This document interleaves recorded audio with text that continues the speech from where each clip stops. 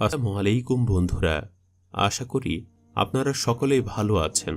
বন্ধুরা, আজকের এই ভিডিওতে আমি আপনাদেরকে বলবো হযরত গাউসে পাক আব্দুল কাদের জিলানী রাহমাতুল্লাহি আলাইহি কিভাবে একটি মৃত মানুষকে জীবিত করে তুলেছিল সে সম্পর্কে একটি বিস্ময়কর ঘটনা।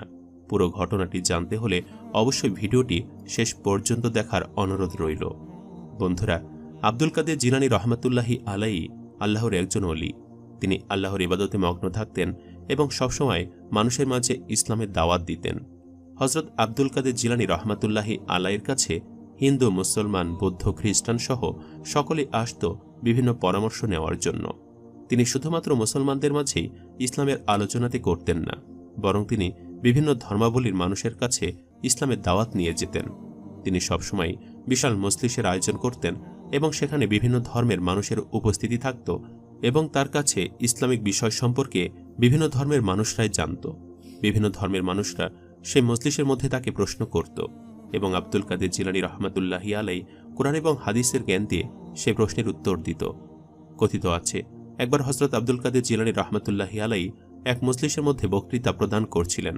তখন তিনি প্রত্যেকের উদ্দেশ্যে বলতে লাগলেন, এখানে যে ধর্মের মানুষই থাকুক না কেন, তোমরা আমাকে প্রশ্ন করতে পারো, আমি কোরআন এবং হাদিসের জ্ঞান দ্বারা সঠিক উত্তর দেওয়ার চেষ্টা করব।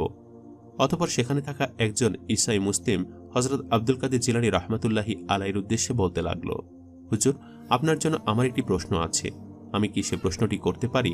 তখন আব্দুল কাদের জিলানী রাহমাতুল্লাহি আলাইহি বলল, তোমার পুরোপুরি হক আছে আমাকে প্রশ্ন করার এবং আমিও তোমার প্রশ্নের উত্তর দেওয়ার চেষ্টা করব। তুমি তোমার প্রশ্নটি করতে পারো। তখন সেই ঈসাই মুসলিম হযরত আব্দুল কাদের জিলানী রাহমাতুল্লাহি আলাইহির উদ্দেশ্যে বলতে লাগল, আচ্ছা, পবিত্র কোরআনে তো আমাদের ঈসা আলাইহিস সালামকে বেশি যথাযথ সম্মান দেওয়া হয়েছে, কেননা তিনি মৃতকে জীবিত করতে পারতেন।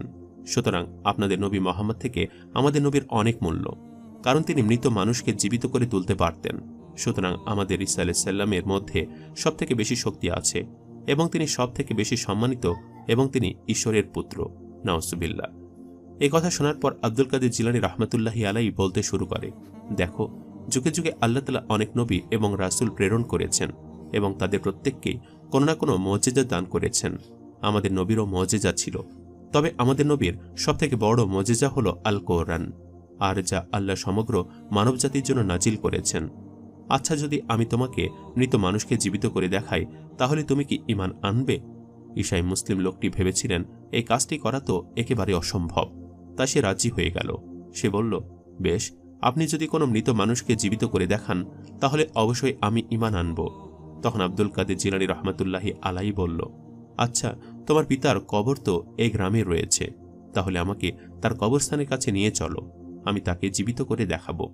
সেখানে উপস্থিত থাকা মজলিসের সকল লোক এবং ঈসাই মুসলিম লোকটিও আব্দুল কাদের জিলানী রাহমাতুল্লাহি আলাইহির সাথে তার পিতার কবরের কাছে গেল এবং অতঃপর আব্দুল কাদের জিলানী রাহমাতুল্লাহি আলাইহি সে লোকের পিতার কবরের পাশে গিয়ে দাঁড়ালো এবং বলল যে, উঠো, আল্লাহর নামে ওঠো। আর এই কথাটি বলার সাথে সাথে ওই লোকটির পিতা কবর থেকে জীবিত অবস্থায় উঠে দাঁড়ালো এবং আল্লাহর নামে ডাক দিল। এমন দৃশ্য দেখে সেখানে উপস্থিত থাকা সকলেই একেবারে অবাক হয়ে গেল। তখন আব্দুল কাদের জিলানী রাহমাতুল্লাহি আলাইহি সেই ঈসাই মুসলিম লোকটির উদ্দেশ্যে বলতে লাগলো, আমিও কিন্তু মৃত লোককে জীবিত করতে পারি, তবে এটা আমার কোনো শক্তি না। আমি আল্লাহ তাআলার উসিলায় অলৌকিকভাবে এমনটা করতে পারি। তাহলে একবার চিন্তা করে দেখো, মুহাম্মদ সাল্লাল্লাহু আলাইহি সাল্লামের উম্মতের যদি এতটা শক্তি থাকে, তাহলে তার কতটা মুজিজা ছিল। মূলত সকল ক্ষমতার অধিকারী স্বয়ং আল্লাহ তাআলা এবং আল্লাহ তাআলার উসিলাতে প্রত্যেক যুগে যুগে যত নবী রাসূলগণ এসেছে, তারা কোনো না কোনো অলৌকিক শক্তি দেখিয়েছেন। এরপর ওই ঈসাই মুসলিম লোকটি আল্লাহর উপর এবং তার রাসূলের উপর ঈমান আনল এবং হযরত আব্দুল কাদের জিলানী রাহমাতুল্লাহি আলাইহির হাতে ইসলাম কবুল করল। সম্মানিত দর্শক, ভিডিওটি আপনাদের কাছে কেমন লেগেছে তা আমাদের কমেন্ট করে অবশ্যই জানাবেন। আর সবাই আমাদের সাথেই থাকবেন। আজ তাহলে এই পর্যন্তই। আপনারা ভালো থাকবেন, সুস্থ থাকবেন। আল্লাহ হাফেজ।